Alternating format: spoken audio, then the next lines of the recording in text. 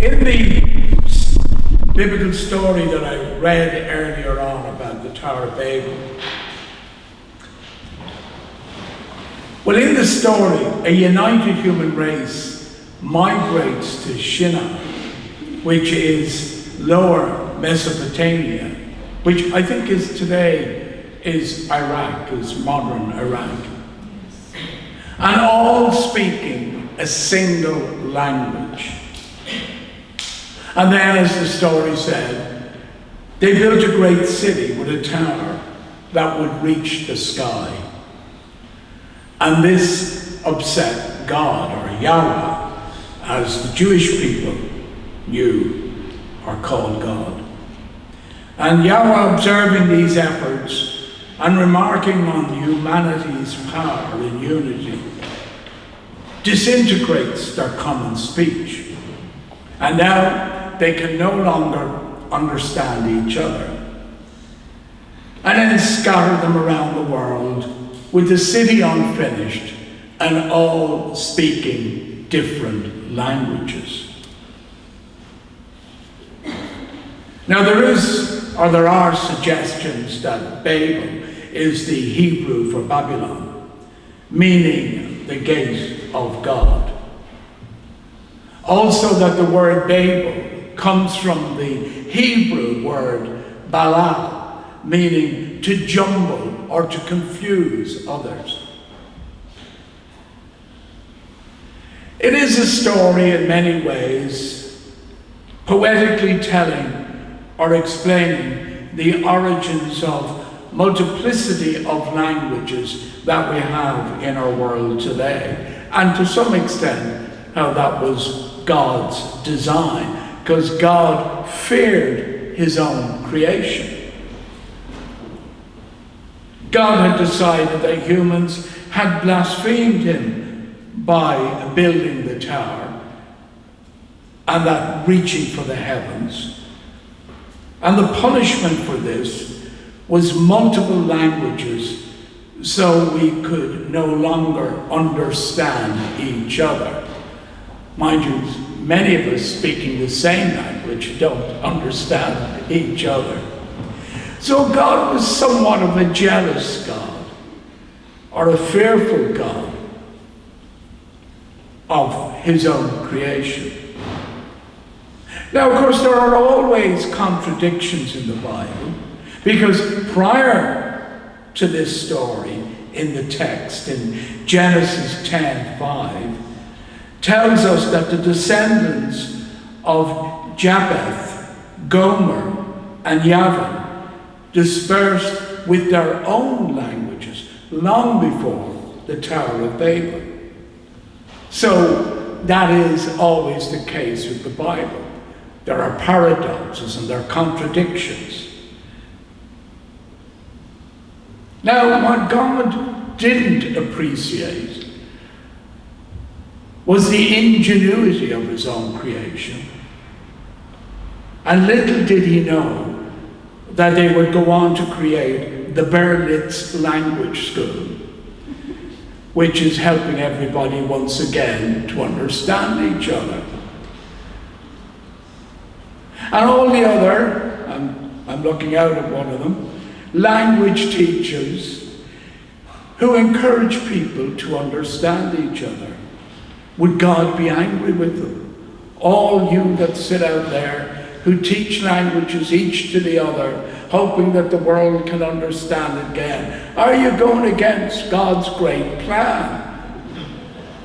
Alan?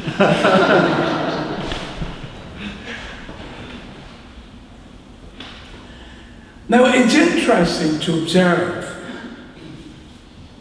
that most young people from these islands, when they emigrate for work or adventure, they go to the Anglophone countries such as New Zealand, Australia, America, and Canada, and not to the near countries of continental Europe.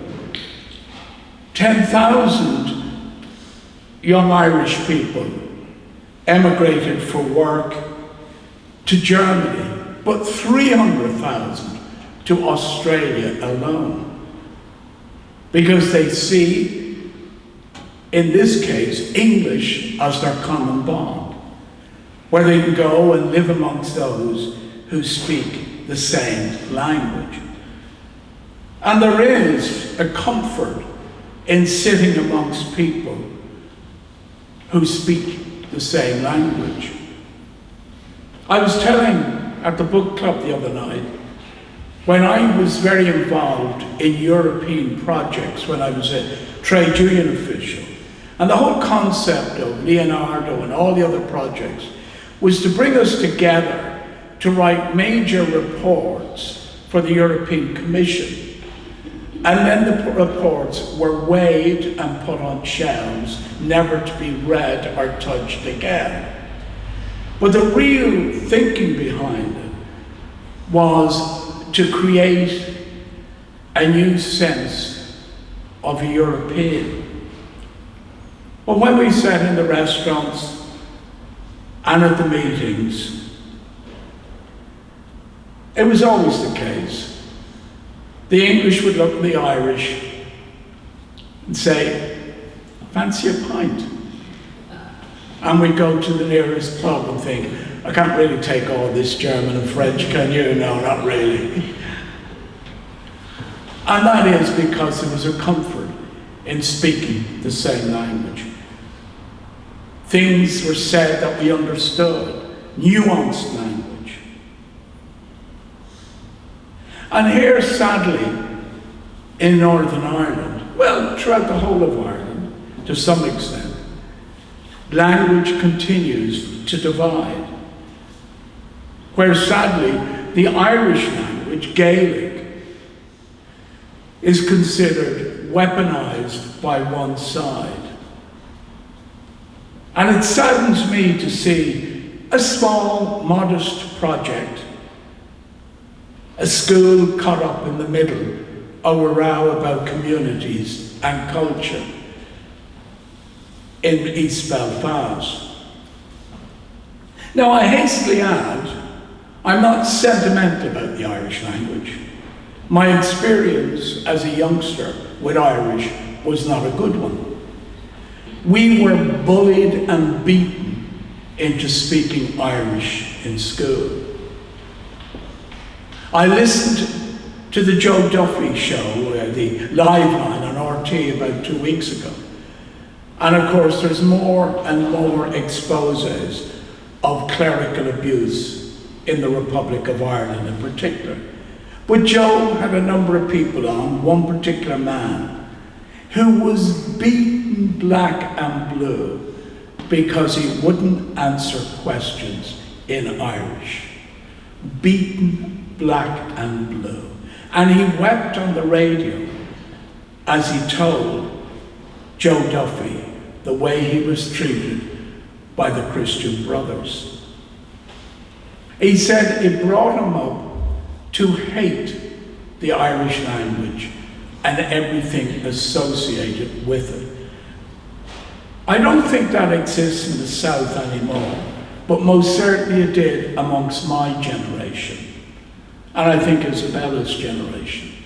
Even though we could speak some Irish, we dreaded the Irish class and everything associated with it. Do you know, and people don't realize up here, we had a language freedom movement in the Republic of Ireland. And that was started because Irish was imposed on us all. You couldn't even get a job as a postman, a humble postal worker, unless you answered questions in Irish. And then people set up the language freedom movement. John B. Keane, the playwright, Gay Byrne from The Late Late Show, and a friend of mine, Brian Smith, who now lives in Greece. It was used to discriminate against people in the workplace, in particularly jobs for the civil service and the police, known as the Gardaí. I remember when I worked as a postman, I passed the Irish exam, but all the other lads who came from working class families, particularly from Dublin, who had no Irish, all worked as temporary post officers because they couldn't pass a few questions in Irish. I tell you that because I want to give a bit of background to see that many of us are not overly sentimental about the Irish language, though I do think that has changed dramatically in the Republic of Ireland now. It's interesting to note that in the story of Babel, again it's contradicted, because God revealed himself in three languages: Hebrew, Aramaic, and Greek. Was this to show that God did not just choose one language? So again, you can see the contradictions in biblical texts. God was revealing himself through multiple languages. Had God changed his mind about the Tower of Babel? I would imagine God is capable of changing his mind when he finds out he's wrong. I hope that's the case. Recently, His Holiness Pope Francis said that all religions are paths to God, which would mean that God can be explained in multiple languages and faiths. Because if all religions are pathways to God, existing in all cultures, in multiple languages, then God can be explained in multiple ways, religiously and in language. So, it would appear that God has changed his mind, and even though we belong to different faiths, speak different languages, we can all submit to the same concept of God's love, that we can find common ground. God can reveal himself to people in and through any language, and no speech or language is foreign to him. That's in Psalm 19. There is no speech nor no words that cannot be heard by God. No speech nor no words that cannot be heard by God. So even though the story tells us originally that God feared his own creation and feared people speaking the same language and scattered us to speak different languages, God's message of love still brought us all together. And as I said about language teachers and the Berlitz School of Language, they're doing the other bit of helping us to understand each other.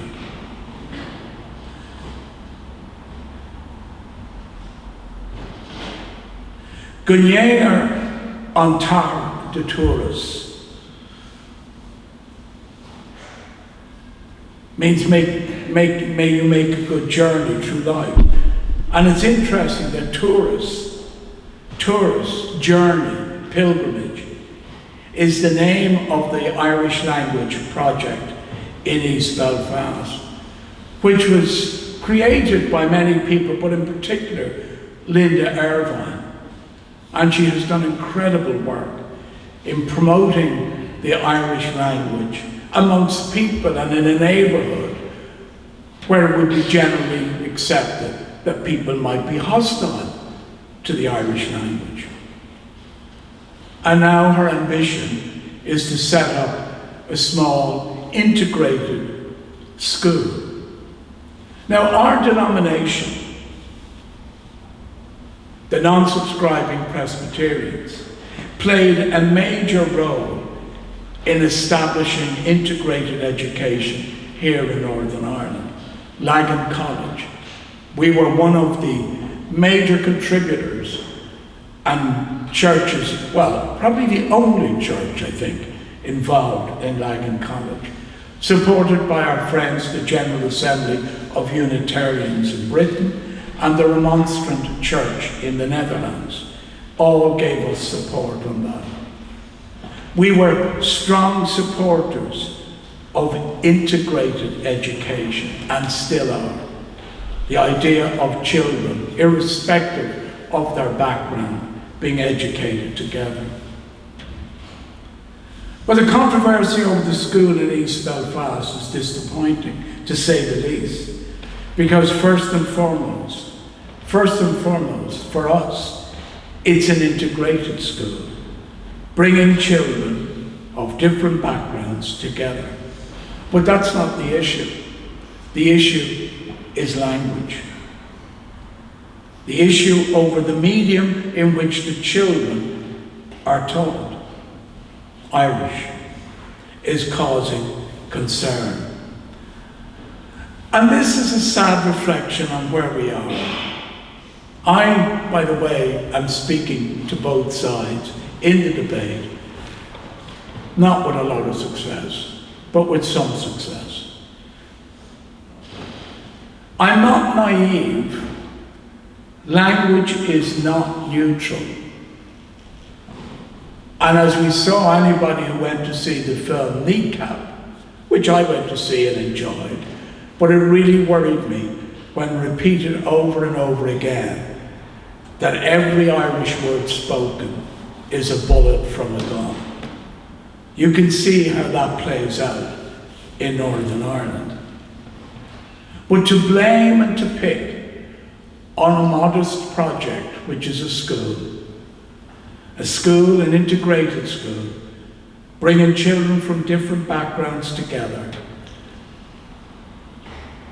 through the medium of Irish, seems so sad and unfair and unwise, in my opinion.